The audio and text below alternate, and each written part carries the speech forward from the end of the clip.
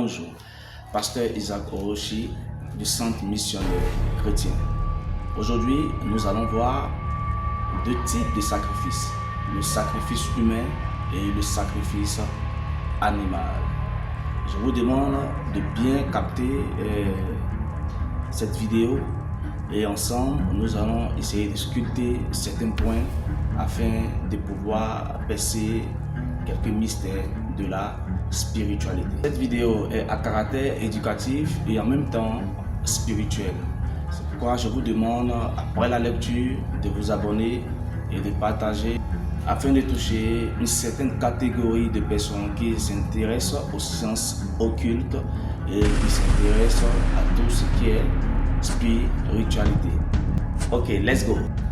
Vous savez, chers amis, le sacrifice humain est généralement perçu comme une offrande symbolique et susceptible.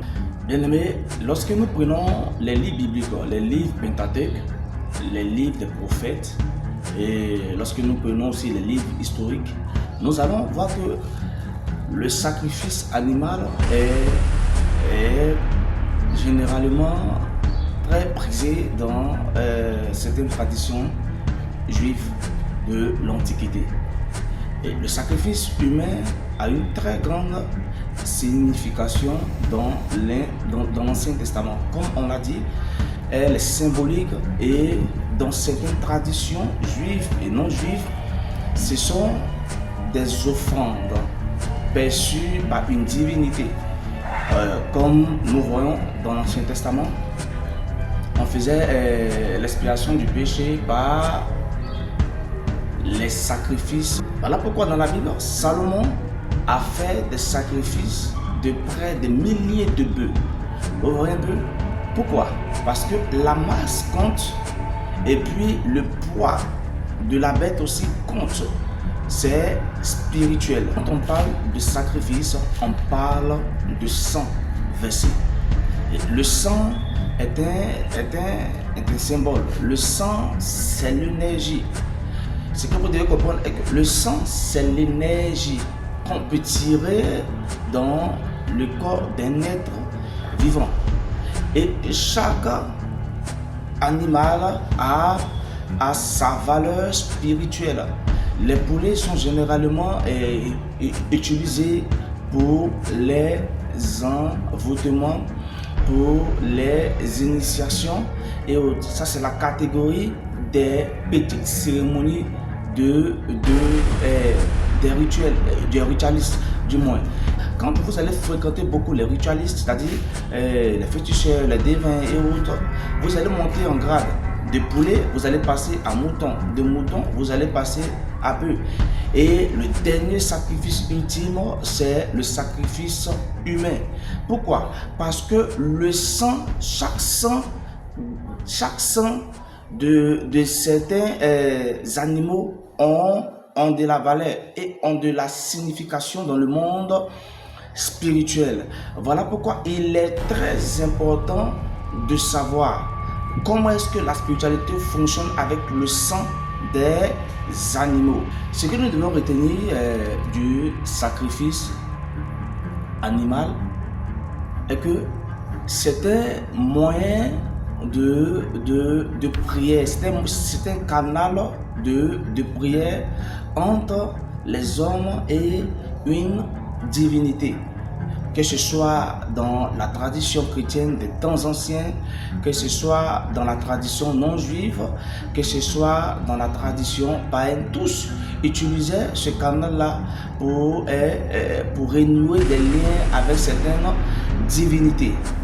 En deuxième point, nous allons voir le sacrifice humain et le sang.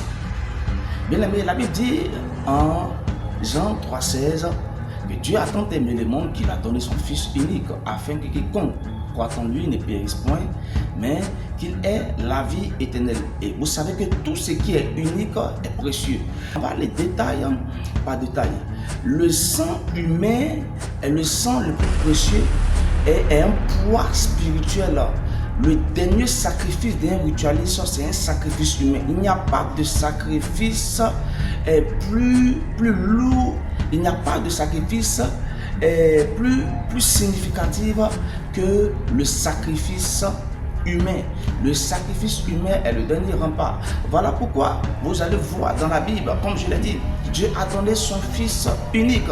Lorsque nous partons un peu dans la Genèse, on voit combien de fois Dieu a demandé quelque chose de très difficile à Abraham.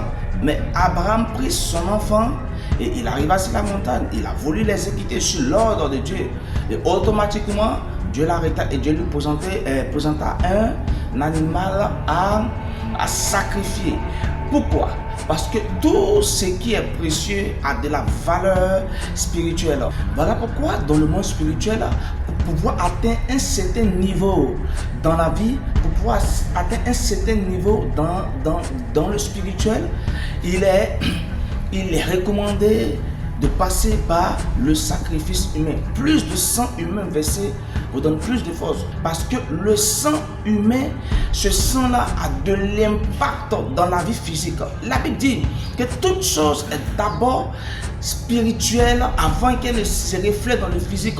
Donc un homme, un ritualiste se prépare spirituellement et avant de voir la chose se matérialiser physiquement.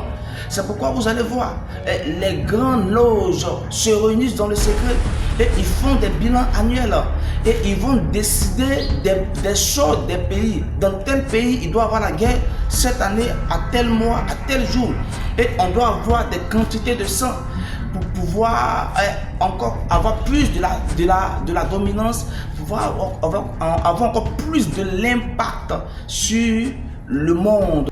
En bonus, retenons que le sang animal et le sang humain ont une certaine compatibilité. Je m'explique. Pourquoi? Parce que tous deux dégagent la même énergie, mais pas au même niveau. Les scientifiques ont pu faire la découverte après étude, après transformation, qu'il y a certains sangs d'animal qui peut être administré à l'homme. Ce sont des choses, oui, scientifiques, mais qui sont aussi très spirituelles. Pourquoi? Parce que dans la composition du sang, on retrouve la force, on retrouve la vitalité et bien évidemment la vie. Voilà pourquoi lorsque un sorcier ou lorsqu'un occultiste veut, bon, je prends un exemple tout court, lorsqu'un sorcier, les sorciers de la famille peut-être livre l'un de ses proches, il ne peut pas le livrer sans avoir accès à son âme. Parce que dans l'âme se trouve le sang. Lorsque le sang est vidé dans le corps d'une personne, automatiquement l'âme devient vulnérable et l'âme est atteinte. Donc il peut y avoir une transaction entre un sang d'animal et un sang humain. Plus vous êtes vulnérable spirituellement, aucune protection, aucune couverture spirituelle, plus votre âme elle est exposée. Et elle est exposée à des puissances occultes démoniaques. Il peut y avoir une transformation du sang d'animal et du sang humain. C'est pourquoi, bien aimé, je vous exhorte à revenir à Christ qui a la solution à nos problèmes et qui a la protection absolue. Que Dieu nous bénisse, que sa main soit sur nous ainsi que sur nos proches. C'était le pasteur Isaac Orochi du mouvement missionnaire. Merci beaucoup et que Dieu soit avec tous. N'oubliez pas, partagez, abonnez-vous et à la prochaine pour d'autres enseignements. Shalom.